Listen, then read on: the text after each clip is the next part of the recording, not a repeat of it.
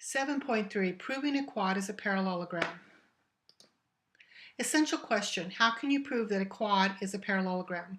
Let's go back to the definition. A parallelogram if and only if both pairs of opposite sides are parallel. In this lesson, we're going to be taking a look at what do we need to see in order to conclude that it's a parallelogram. With the definition, if we can see both pairs of opposite sides parallel, then we can say it's a parallelogram. We're going to have some theorems that will also help us prove that it's a parallelogram, and these will be converses of the theorems that we've had before. If we can prove that both pairs of opposite sides are congruent, then we're going to be able to say it's a parallelogram. If we can say that both pairs of opposite angles are congruent, then we're going to be able to say that it is a parallelogram.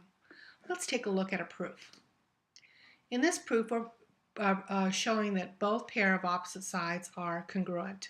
We're going to draw a diagonal through any 2 points that exist exactly one line, and this diagonal is going to be reflexive. We're going to be able to get the two triangles congruent by SSS.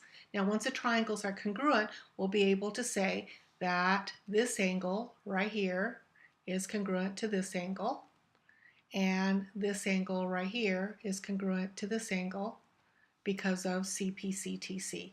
Now these happen to be alternate interior angles that are congruent, which allow us to say that these lines are parallel. And if we can show that opposite sides are parallel, the definition says it's a parallelogram. Let's take a look at this diagram and explain if we can say that it's explain why the moving platform is always parallel to the ground. And the reason why it has to stay that way is because it always maintains its shape of a parallelogram. Because if both pairs of opposite sides are congruent, then it's a parallelogram. Okay, you try this problem. Go ahead and try to find the fourth angle, and once you find the fourth angle, decide if this is a parallelogram. Here's the answer. I found the fourth angle, knowing that a quad, the sum of the angles of a quad is 360, so that last angle must be 138, which shows that it's going to be a parallelogram because if both pairs of opposite sides are congruent, then it's a parallelogram. For what values of x and y is this quad a parallelogram? Well, since I'm working with sides, I want to show that both pairs of opposite sides are congruent. So I want to set these two equal, and when I do that, I am going to get x is equal to 10. So that's one of my requirements, that x is equal to 10. And if x is going to be equal to 10, I'm going to put 10 over here, and y will have to be 17. When x is 10 and y is 17, then opposite sides are going to be forced to be congruent. Here are some more theorems that will help us prove something's a parallelogram. This one is not a converse. Let's take a look. It says one pair. Most of the time we were saying both pairs. One pair of opposite sides are congruent and parallel. We can say this is a parallelogram. So if you can see this kind of situation, then we can say it's a parallelogram. And this is also a converse. If the diagonals bisect each other, then we can say it's a parallelogram. Okay, this doorway is part of a building, and we want to explain how we know SV is equal to TU.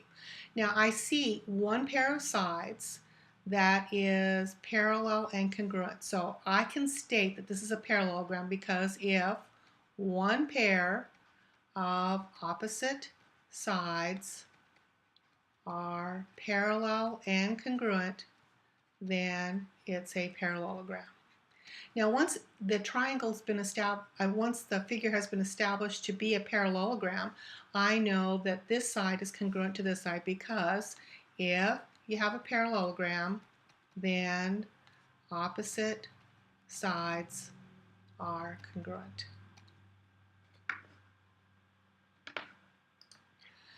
All right, for what value of x is this quad going to be a parallelogram? Now the theorem I want to force on this is if the diagonals bisect each other, then it's a parallelogram. So I want to force these to be equal. So this will be 2x is equal to 8 and x is equal to 4. Your turn. Try to find the values of x and y that'll force this to be a parallelogram.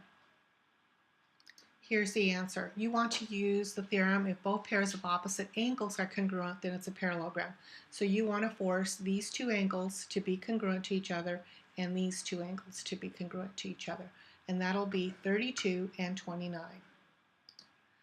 State the theorem that you can use to show that the quad is a parallelogram. Stop the screencast and see if you can state the theorem. Here are the theorems. I want to make sure that you do give me the complete theorem with all the important parts to it. Don't forget this word both when we're referring to more than one pair.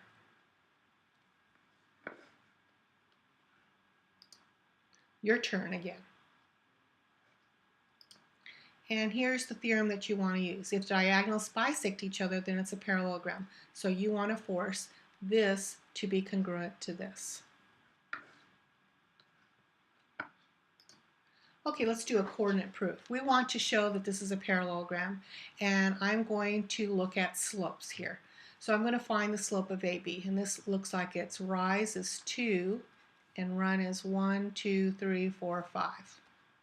Now I'm going to find the slope of DC up 2 and then over 5. Now since these slopes are the same, then this tells me that segment AB is parallel to segment DC, because if slopes are the same, then they're parallel lines. Now let's take a look at AD. AD is down 1, 2, 3, and then over 1, 2, 3. So it's down 3 over 3, which is negative 1. I want to do the same thing for BC. I want to go 1, 2, 3, 1, 2, 3. So negative 3 over 3, which is negative 1. Now this tells me that segment AD is parallel to BC.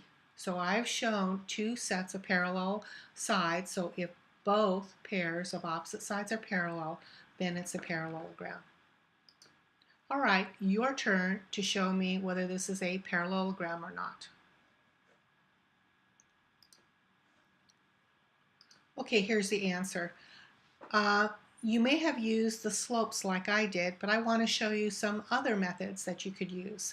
One method you could use is to find the slopes of just two sides. So for this particular problem, I am going to only work with side KL and JM. I'm going to find its slope, and I'm going to notice that these are parallel. And then I'm going to find the distance, and I'm going to find that they're congruent. And therefore I can say if one pair of opposite sides are parallel and congruent, then it's a parallelogram. Another way, those of you who like the distance formula could use the distance formula like I did just before that, and then use the distance formula on these two, and then you can use the theorem if both pairs of opposite sides are congruent, then it's a parallelogram. So you really have three methods. Method 1, using the slope. Method 2, to use slope and distance. And method 3, to just use distance. Now this is a summary of all the ways you have to prove that a quad is a parallelogram. And remember that this is the one right here that is not a converse. All the others are converse or come from the definition.